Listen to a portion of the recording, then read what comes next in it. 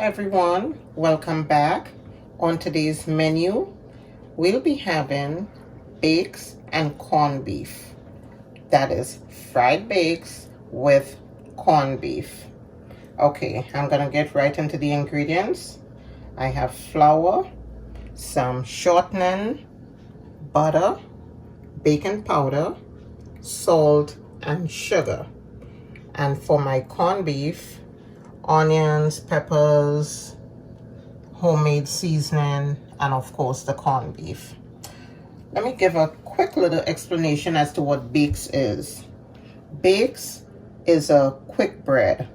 It's a round little dough that you can fry or bake, and there are variations you can add to this too. Sometimes we make it plain with the regular ingredients that I just mentioned. Sometimes if we want to boost it up a little, we add coconut flavor, and that's the coconut pulp. Some people might add the milk to also knead it up. And I have water here to knead my dough, but if you want, you can use milk.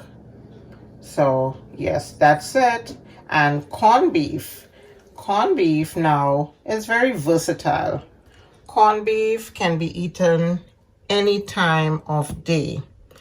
It also can be eaten, as a snack, because growing up, sometimes we had it with crackers. Additionally, you can make sandwiches with corned beef. You can just crush it up with a fork, and you can add some black pepper, mayo. You put it between two slices of bread, and you have yourself a corned beef sandwich. You can, if you're having it for dinner, you can add your seasonings and other flavors like what I have here. And you can add you can also add cabbage to it to stretch it. If you have a big family, but you don't have, you cannot afford to buy meat or so, but you want to be able to feed everybody, you can add some cabbage, and that will, expand on it, on the amount. And for breakfast, I would do it with onions and, well, basically the same ingredients that I have back here today. I would do it like that for breakfast. So you can do a lot with corned beef. It can be eaten cold, it can be eaten hot, and it all depends on what you like in your corned beef. Okay, so we're gonna get right into the bakes. Now, I can list my ingredients for you, but I do not have the exact amounts because I just eyeball everything. Growing up, we did not follow a recipe. We just knew what ingredients to add. So I'm gonna add my baking powder.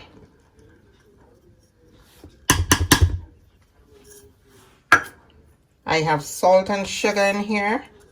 Don't let the amount of sugar fool you. This sugar is not going to make your bake sweet, but in some recipes, wherever you add salt, if it's a savory dish, it's okay to add a little sugar to bring balance to it. But the bakes is not going to be sweet.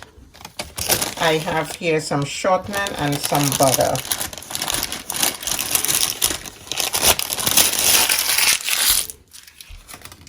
And I'm gonna just get my hands in there, crumble the butter and the shortening until it looks like pea size, just to break them up a bit. And in the meantime, while we're doing that, we're gonna focus on lifting technique. Even though we're crushing the butter and the shortening, we also gonna lift the flour. What that does is to aerate the flour. You're trying to incorporate air in here. That way your bake is gonna be light and fluffy, even though the inside might look very doughy or thick with dough. No, it's not gonna be heavy. It's gonna be light and fluffy. So you crumble your fat and then you lift. So we trapping an air in here. And bakes is, I mean, some people eat bakes with anything. You can have bakes with butter. You can have bakes with cheese. You can have bakes with stewed meat, any stewed meat, bakes and saltfish. It's just a really nice, delicious little snack. It resembles a biscuit though. Your biscuit, you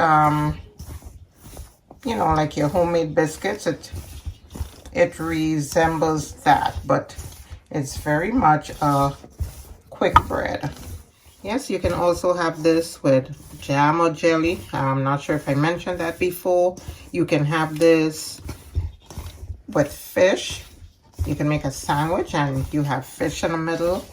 I mean, you can eat this with just about anything. Anything that you can eat bread with is the same thing for bakes. And this can be fried or roasted in the oven, or even cooked on the stove, and that is usually called pot bake, but I'm gonna fry mine today. Okay, so I've crumbled all the fat and I just want to lift my flour just to trap some air in here.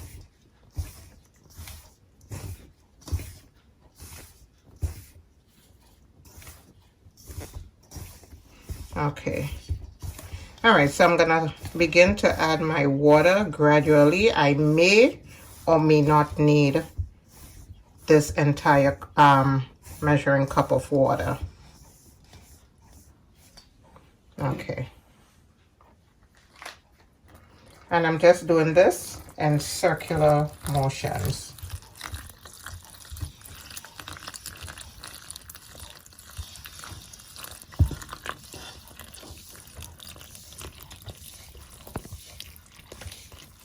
And I'm aiming for a soft to medium dough.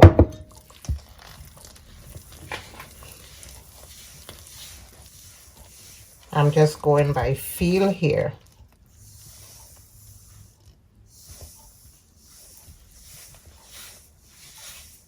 Okay, so I need more liquid.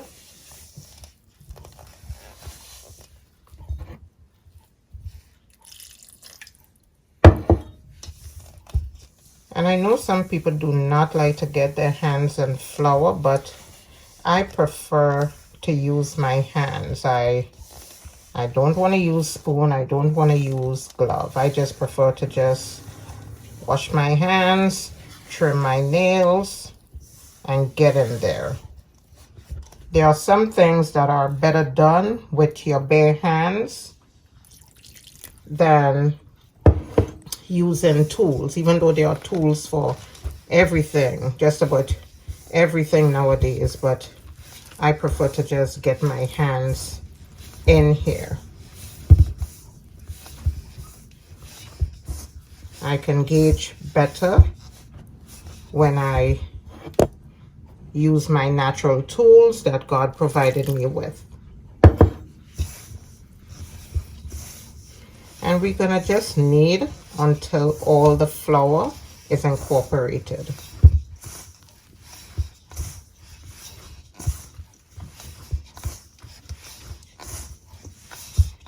And we just add water as needed. Small amounts, and you just knead as you go along. Okay, so I still have some flour below. I'm gonna pick them up, put them in the middle, and add a tiny bit of water because my dough is already feeling good, but I don't want to add too much water because I don't want to add extra flour. I mean, if you need to add extra flour, of course you do that, but I think my flour to water proportion here is perfect. So, and I don't like to say perfect, I should say good enough.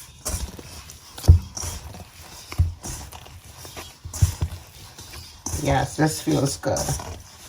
This feels good. But you know, always have a little extra flour for whenever you're doing any flour cookery, because you may need to do a light dusting at the end, or you may need to sprinkle some on your board to prevent your dough from sticking.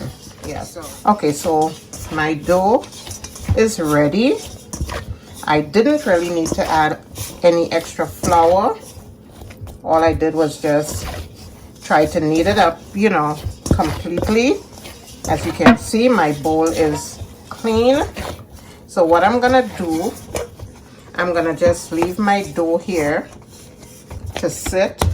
I'm probably gonna take a little dusting of flour to pass over it to kind of smooth it out a little more, but I'm gonna do that and put my flour to rest for about 15 to 20 minutes. So I've let my bake rest for maybe an hour, and that was just intentional. Look at it now. Let me show you. Look how nice and smooth that dough is. So what I'm gonna do, I'm just gonna section this into small pieces, little balls, and I have a surface here that I lightly floured, and I'm gonna just place my little balls there and just knead with fingertips. If you want, you could use a rolling pin, but I don't use a rolling pin. I just shape this with my hands. And okay, let me start this over. So if you don't know, you kind of tuck it in, tuck in, tuck in, tuck. You're tucking it below, and then you do this until you get all the way around, and then you just press and turn, press, fingertips here, press and turn, press with your fingertips and turn, press and turn. And that's how I'm flattening it. Some people use... Okay, so my pot is hot, and I'm gonna just drop in maybe about 4.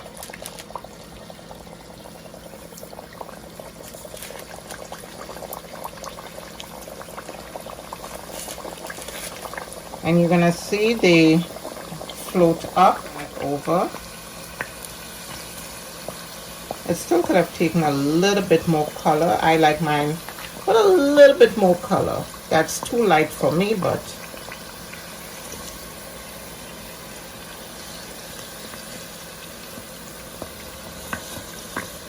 okay, yeah. Looking good. Look at that. Look at that. And you can see that they've risen. So I would say they took probably about 3 minutes on each side. Yeah, I think that's fair enough to say. Okay, look at that. Oh, baby. Damn. But you gotta be careful with these. These do maintain the heat. They take a while to cool, so be very careful. You don't want to break into them as soon as they come out from the hot oil. You want to give them some time to sit and cool. So okay guys, so my bakes is ready, and as you can see, they look amazingly delicious. I'm gonna open one so you can see what the inside looks like. It's still very warm, but first of all, let me just show you this. It's soft. Look at that. Look at that. I don't know if you can see the smoke coming out. It almost looks like a pâte choux. because of the pockets in here. But when I tell you this is light and fluffy, I'm sure you can see that. Very nice and soft. So I wanted to just share with you that if you have any remaining dough, you can always wrap it up and put it in the refrigerator and use it within 2 days, 1 to 2 days. Okay, so my pot is ready. I'm gonna take some oil from what I had left back from my bakes. Maybe about 2 tablespoons.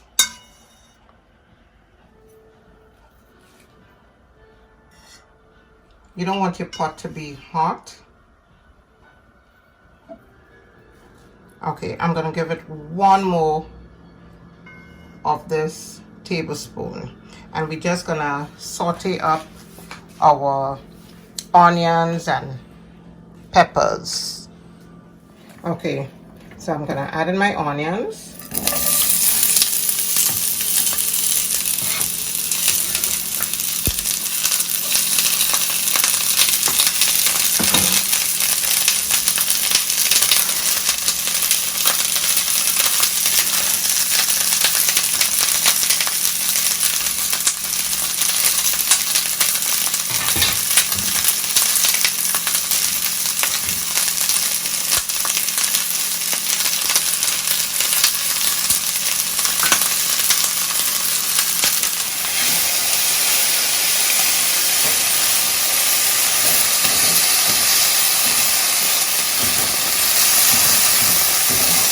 Okay, so I'm gonna just cook the onions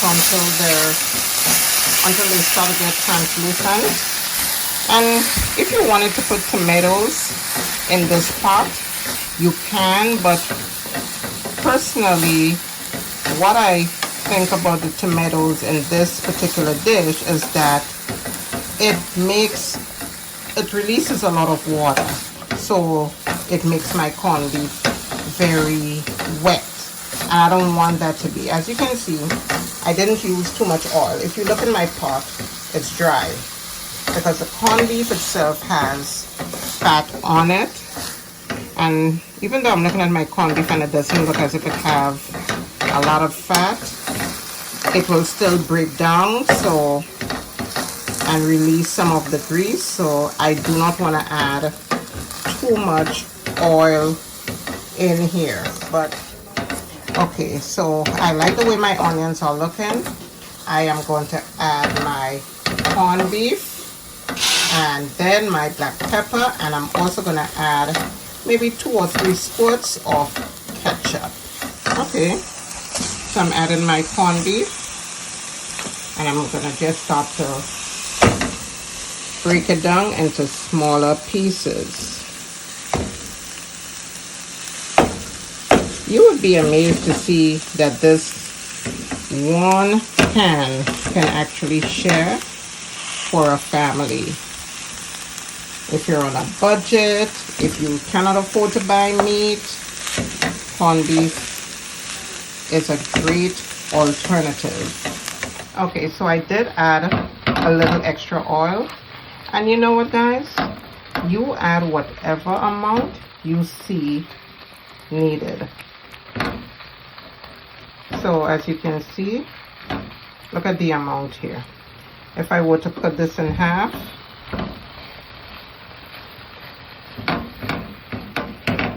and another section it again, we have 4 quarts here, so that can feed 4 people.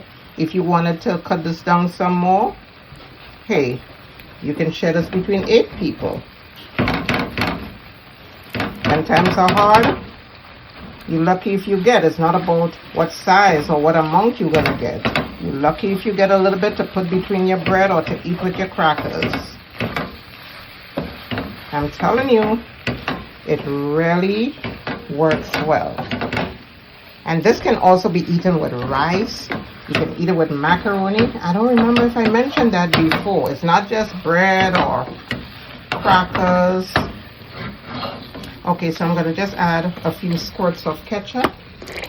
1, 2, 3. Let's work with that and see. Oh, I almost forgot my black pepper. That's optional. You don't need black pepper. And if you wanted to put some pepper sauce in here, that's fine too.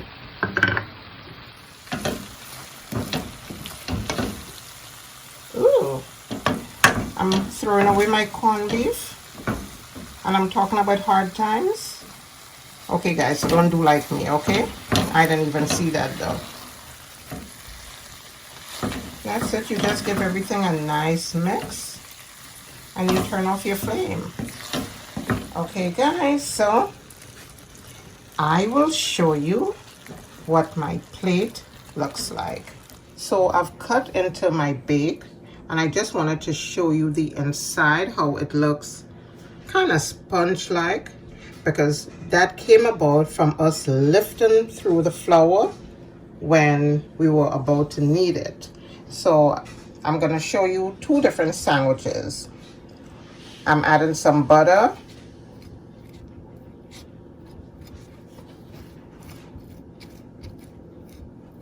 And then I'm gonna add some cheese. So right there, you have a bake and cheese sandwich. See that? Bacon cheese. If you wanted, you could add some tomatoes, like I'm gonna do right here.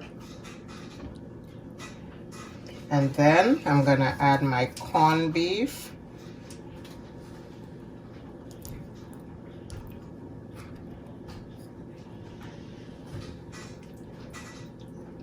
So again, it all depends on how you share this. This can really serve a large family. There you go. See the corned beef over the tomatoes. And then I'm gonna close it. Look at that huge air pocket.